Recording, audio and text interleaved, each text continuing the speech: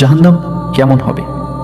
জেনে রাখুন, জাহান্নামের গভীরতা এমন যে এর মুখ থেকে একটি পাথর ফেলে দিলে জাহান্নামের তলদেশে পৌঁছাতে 70 বছর সময় লাগে। জাহান্নামে চাঁদ ও সূর্যকে নিক্ষেপ করা হবে, আর জাহান্নামে তা অবলীলায় হারিয়ে যাবে। জাহান্নামবাসীদের শরীরের চামড়া 126 ফুট পুরো করে দেওয়া হবে, যাতে করে আযাব অত্যন্ত ভয়ানক হয়। তাদের শরীরে আরও থাকবে তিল, যা এক একটি উহুদ পাহাড়ের সমান। প্রতিদিন জাহান্নামের আযাব পূর্বের দিন থেকে আরও তীব্র ভয়াবহ করা হবে।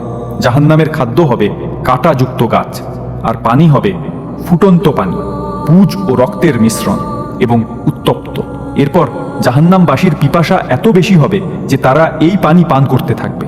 জাহান্নামের এই ভয়াবহ কল্পনাতীত আযাব অনন্তকাল ধরে চলতে থাকবে।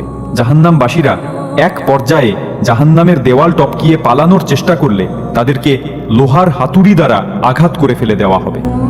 আল্লাহ সেই জাহান্নাম থেকে আমাদেরকে হেফাজত করুন, আমিন।